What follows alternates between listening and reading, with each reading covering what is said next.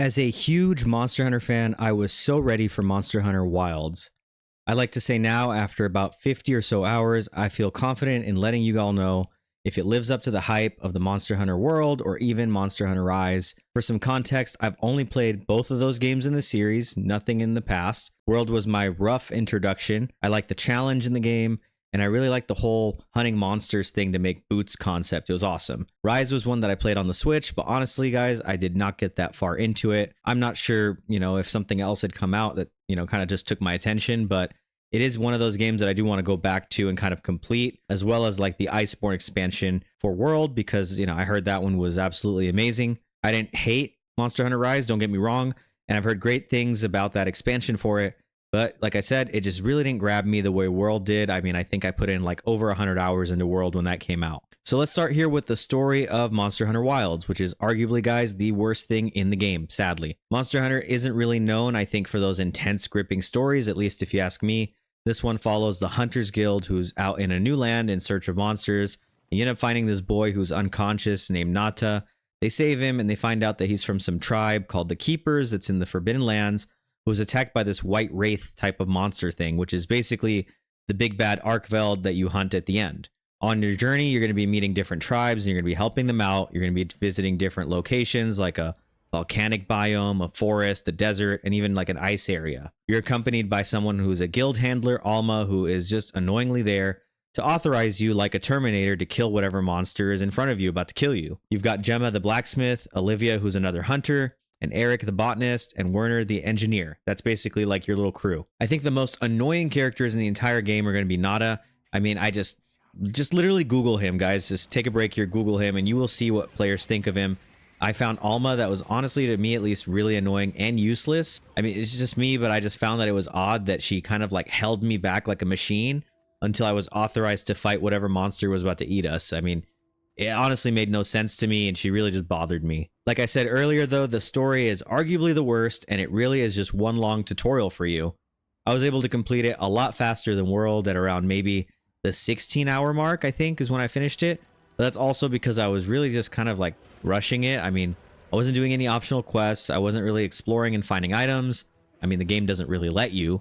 And I wanted to get this thing just out of the way because it was, honestly, guys, it was really actively just like putting me off from playing the game. It was starting to get on my nerves. The way the pacing in the story works is that you sit through a ton of just meaningless, boring dialogue that's just exposition heavy, only to go off on your mission, slow walk on your secret, which is like this raptor bird mount that should be making traveling faster, just to get off of the secret, slow walk again sometimes into a cutscene to show off whatever really cool monster you're about to fight, which honestly the designs are awesome, guys. Just to have more dialogue and slow walk again on the secret to the eventual fight. Keep in mind that the secret has something called an auto move, which is super useful. I mean, when you're tracking a monster later in the game, you can just auto move there, which is honestly one of the best features.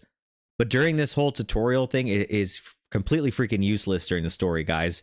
If you try to go off the path because you see some honey or you see like an ore that you want, you're getting yelled at by your team to just get back on track. I mean, it really just like holds your hand, man. The flow is literally just dialogue, auto move to objective, slow down, look at plants or wildlife, which they try to force you to, by the way. Cutscene, auto move to objective, cutscene.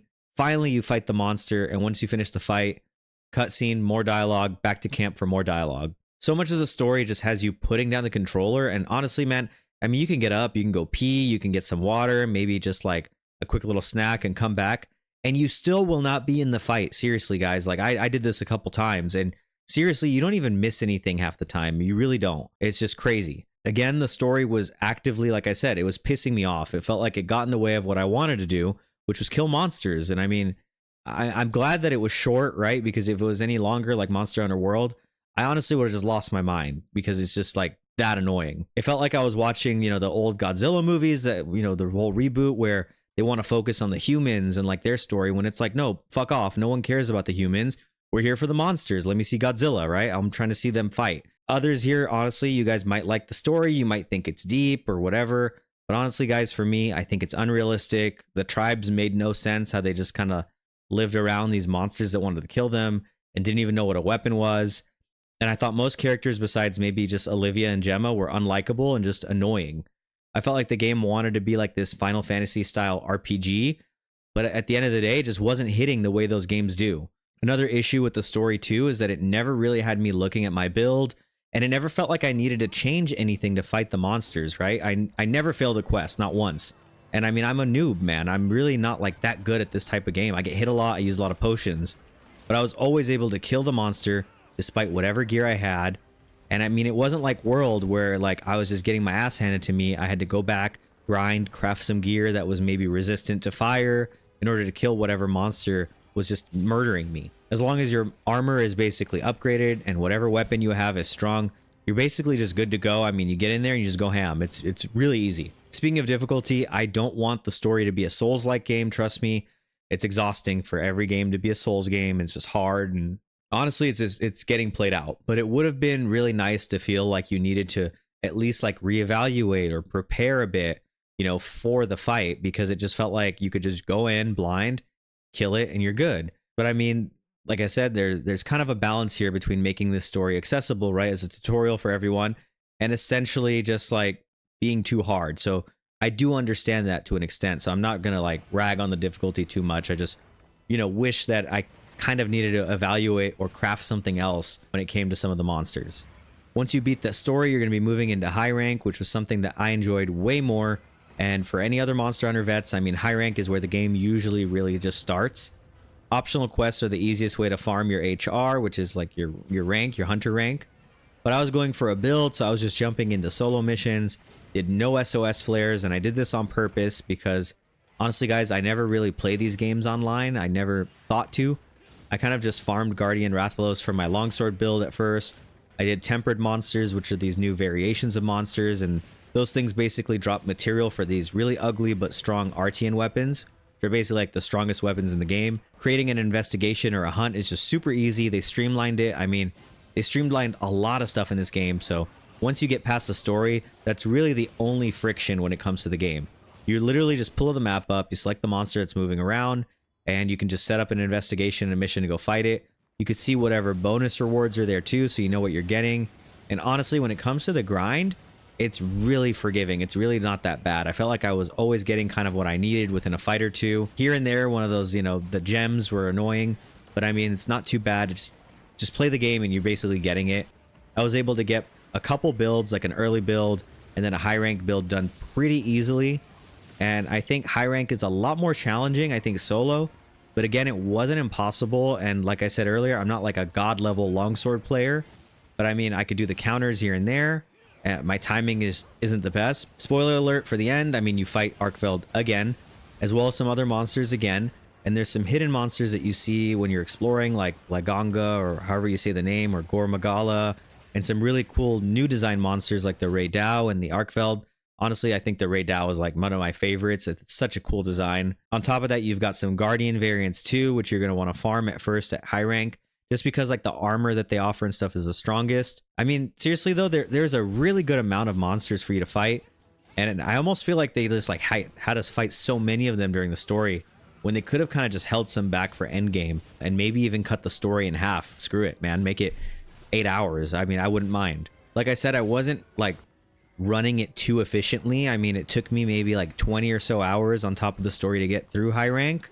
I mean, I could have probably like grinded it correctly or done the optional missions, but I was just fighting for fun. I was making my builds. I was raising up HR.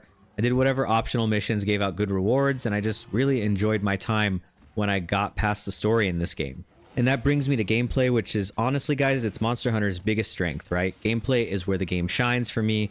It keeps me playing. It keeps me hooked. Learning the monster attack patterns, taking on beasts, it just does not get old. I mean, I enjoyed the fights, and part of the reason, but just like how fun the monsters are to fight, and also partly being how fun the weapons are. Seriously, guys, the weapons are freaking fun. My favorite, of course, was the longsword. I mean, I used this one in like Rise a lot more, and I liked it. And I used it in World, and I tried out the great sword here, which was really fun as well. But holy shit, guys, an underrated and unexpected weapon, seriously, is the sword and shield, man. This thing shreds. I picked it up, tried it out, and it's got some crazy, just like auto attack thing that hits wounds. I mean, you can hit hard, you hit fast, and like I said earlier, you can grab onto the wounds. I think it's one of the only weapons that does it.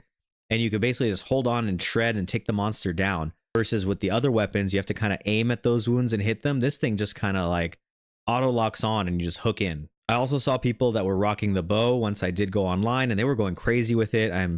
I've never been like a ranged fighter in Monster Hunter, but it looked awesome, and it's on the list of like builds that I want to try out. Speaking of builds and being able to have multiple weapons, you can also carry 2 now, but it's kind of weird. You have to get on the secret and like press right on the D-pad for it to even swap. I did it a couple times on accident. I didn't really understand what was happening. I mean, it does add more build variety. I think it's a great change to the game. But like I said, back to gameplay, there has been some great changes, if you ask me. I was able to find a way to lock onto the monster in the menu system. You can also now activate something called a focus mode, which helps you focus on like a body part or a wound. The wound system is something that you're going to want to abuse because it's a little overpowered, but they're basically like these marks that open up on a monster as you attack it. You could break the wounds to get more parts and drop the monster so that you can unleash a ton of damage on it. It feels a little OP, especially when you go into like an SOS Arkfeld and you guys are just dropping him over and over and just kill him in like 7 or 8 minutes. So I'm assuming kind of just like maybe the amount of wounds that open up or how often the monster falls over will be adjusted, maybe in like a patch or something. But it is satisfying and it does make it really easy. Cooking has been revamped too, so you can cook with the rations now anywhere or with a barbecue for the buffs. I mean, I don't really like hunt food down or anything or make any of these recipes. It wasn't really worth it. I just ran the rations, but sadly, guys, I don't know what asshole decided this, but they removed the cat chefs and the whole cutscene. So now it's this disgusting fish cutscene where I don't know, man. It looks gross. It's low res fish. It's just nasty. Like I said earlier, the secret is also a really cool like quality of life update. It can auto run towards the monster, and it really makes exploring not feel like it's that important because, I mean, on top of everything else, there isn't really like a fog of war, right? You can't really discover the map. The map is there. It's got every little bit of life marked on it. Nothing for you to go off the path and like discover. If you want something, just go on the map, look for it, find it, and just auto route to it. I mean, I never felt like I really needed to farm anything. I had constant potions, constant mega potions. It was really easy. Tempered versions of monsters are also something that you're going to be finding to at least farm in the beginning for the best gear. And then on top of that, you can go online if you've got, you know, PlayStation Online, or if you're playing it on PC, and jump into the SOS system. You could search for a monster, make it real easy, look for it, and jump in with a group and kill it. I was able to basically farm my like endgame Arkveld gear and the Gormagala gear super easily, man. I just hopped into SOS, hit a few of them, you know, they fill up really fast, but there's just a ton of people are playing. But I mean, online, your miles may vary. You might get a group that dies and waste your time and whatever lucky voucher. But basically, guys, that's Monster Hunter. You are risking it. A lot of the fights, though, online were just really easy, especially with a group that kind of just like knew what they were doing. So it does make me kind of wonder if you're playing with friends, maybe the story or something, how different the experience would be. Because I did hear, you know, that the game was just too easy. I don't think it's like too easy. Like, don't get me wrong. It's got like a little bit of a challenge to it, but maybe if you're playing with 3 friends that like know what they're doing, it just really makes the game super easy. But you know, I didn't have that experience. So don't get me wrong here though, guys. The gameplay is super fun. It's addicting. And if it was bad, I really wouldn't have put 50 hours into it, right? I mean, I'm still jumping on here and there and playing, but I would have at least stopped after high rank and just be like, all right, it's over, finish the game. When it comes to performance, honestly, guys, I dodged a freaking bullet. I mean, I've got a 4080, got a beast of a computer. I know that I could run the game well, but I mean, I saw the nightmare situation that people had, and I mean, I had a feeling that Capcom just wasn't going to optimize the game. I just had this weird feeling, right, as a PC player lately, that, you know, whenever a game's coming out on PC and console, we just kind of get fucked, right? And it's just like, I regret, you know, not getting it, like Jedi Survivor on PS5 or Xbox. So I did pre-order this one. I got it on the PlayStation 5 just to hopefully, you know, avoid any bullshit that happens. And on top of that, guys, I do have a PlayStation Portal.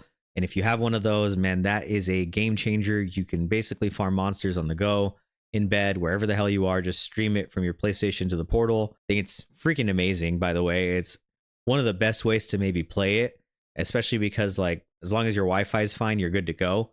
But I mean, yeah, I played this mainly on my PlayStation Portal, my OLED TV, and then on my OLED monitor where my desk is, kind of just like switching around here and there depending on where I was. Did it look good at times? Yeah. Did it look like a PS3 game most of the time?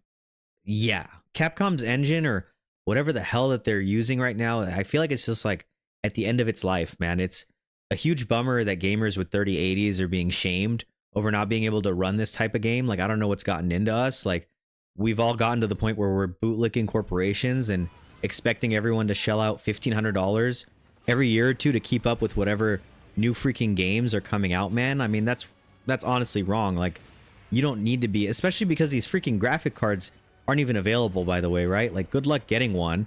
And then on top of that, every time one comes out, people are just like, well, you need to have the most recent one to run the most recent games. Like, the hell is this, dude? I mean, I love my 4080. I think it's a beast, but I shouldn't have to upgrade every year or two because companies are just too freaking lazy to optimize their games. So I can't speak much about this whole PC experience because, I mean, I didn't experience it. I was on PlayStation. But if you look at the Steam reviews, man, it is a nightmare. So be wary of that. Honestly, if you're looking at getting it on PC, just be wary of it. And I mean, looking into it, I totally get it, man. If you're running like a 1060 or whatever freaking card, like an old ass card, I get it, right? But so many people aren't running old cards. They're really running like more recent builds. I mean, we can't just like excuse this stuff or we're just cooked as gamers in the future. And I know we like to buy things, but we shouldn't be forced into it just to keep up as PC gamers, right? Just because, you know, we're adults that have jobs doesn't mean we could shell out $2,000 every year or two. Back to the PS5 performance, balance mode, it felt off. I don't know what happened, but it just looked bad at times. I like wasn't really a fan of it. I jumped onto performance mode first. Honestly, that looked really freaking bad, and I didn't enjoy that at all. So I went complete console player noob, and I said, fuck frames. I'm going to go on quality mode. I settled on it, and I was able to enjoy it more. But again, the game felt off going from the OLED in my living room to the OLED at my desk. So I was constantly just like tinkering with the shadows and stuff to get it right.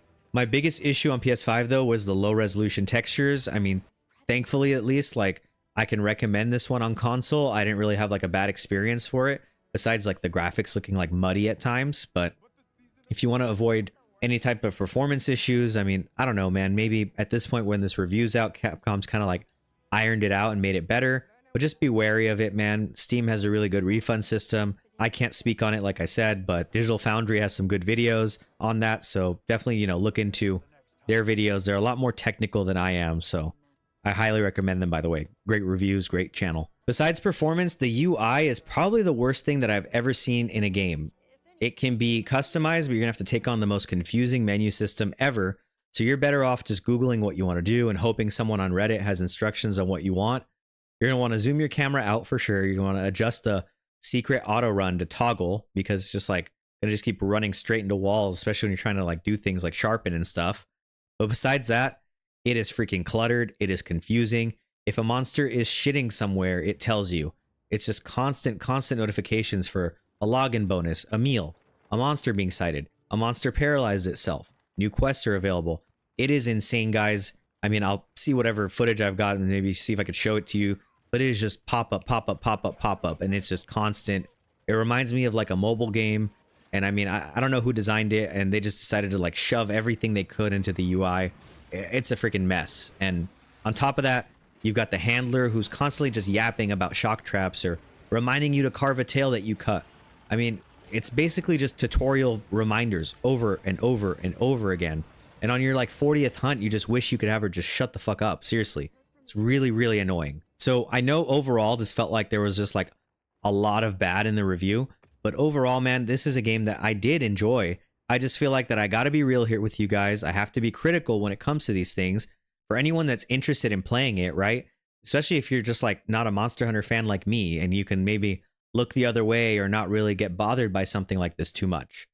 Like I said, I'm not a huge Monster Hunter vet by any means, but there's changes here that are overall good, and there's changes here that I don't think make that much sense to me. I feel like hunting is expedited, and it makes it easier to get my builds done, but exploration has suffered here so far. I don't feel like there's an urge to explore or really farm any materials. I could just basically jump into these SOS flare things and just get what I need right away, really, really fast. And I mean, I'm at the point now, guys, honestly, there is no need for me to play unless I want to perfect my build with a few more gems or just create a whole new build for a whole new weapon. All of that is so that I could basically farm Arkveld again faster, which keep in mind, I was able to kill Arkveld with like my mid build, right? I was able to kill him in the story, I was able to kill him at the end of, high rank. Now it's like you're just killing him faster, or tempered version, or frenzied, or whatever. But it's really just all you're going to be doing. The game is going to be adding, different monsters to its lifespan. And of course, there's going to be a DLC drop. But I mean, overall, I got like 50 or so hours out of the game. 15 of those hours, man, I hated thanks to the story. Sadly, though, the story is just like really bad. It's really exhausting for me. And I think the fights during the story require like zero thought or build crafting, so that makes it even worse. When it comes to PC performance, it's like rolling dice, guys. I mean, if you've got a good graphics card, good luck, you might be fine. I've seen some issues where people don't. But again, just take that with a grain of salt on where we're at with patches and everything that's coming out. Graphics to me aren't really that impressive, man. And sometimes it's even freaking laughable, and it's just forcing me to use quality mode on PS5 just because of how bad it was. Most of the characters are really annoying, and they constantly just repeat things over and over and over again. And like I said again, exploration in a game called Monster Hunter Wilds seems like it was forgotten. I think that's a really big missing piece there. And like I said, man, they got rid of the chef cats, so what the hell, man? Why? I don't understand the whole cooking system. Just bring them back. Just throw them in there somewhere for us. The biggest redeeming quality for the game and what kept me going is that gameplay loop. Like I said, it's the most fun. Fighting monsters in a Monster Hunter game is fun. And if that's what you're just itching to do, man, if you want to make boots out of a monster, you're going to enjoy this. Overall, though, if I do have to rate the Monster Hunter Wilds game, I'm going to go with a 7 out of 10. Most are going to freak out. They're going to think that's a bad score. But seriously, guys, 7 means it's a good game, above average. I know most gamers just want to play 9s and 10s, but let's be realistic, man. Not everything that comes out is a 9 and 10. I think this one is worth buying. I mean, if you're a fan, probably at full price, you might enjoy it. But at least if it goes on sale, right? Especially if you're hesitant, I don't personally regret it at all. Like I said, I wouldn't have put in that many hours if I didn't like it. And I don't regret my time. But I do feel like I'm basically done with the game, at least until new content or new monsters out. Or if I feel like maybe jumping on and creating some new builds. So I could probably get another like 20-ish or so hours out of it. Just hunting a little bit and making maybe like a bow build, like I said. But, as they add monsters, I think, we've got one coming out next month, which sucks it's only one, but at least it's something. It is hard, though, honestly, guys. It's hard for me to recommend this one to anyone that just hasn't played a Monster Hunter game, though. It is the most recent, but I think, like, most of the fans are going to be liking it. But if you're new, I mean, there's just a lot here that might, like, bother you. It might be hard to get used to. There's just a lot of issues that get in the way of fully enjoying the game. Especially if you're on PC, you're going to want to see if you can run it first, or try to get it on console. But that's it for the review, guys. I appreciate anyone that made it this far. Drop a comment. Let me know what you think of the game. If you have played it, let me know your thoughts. If you want to see more reviews and more game videos, don't forget to hit the subscribe button. And I will see you guys on the next one. Thanks.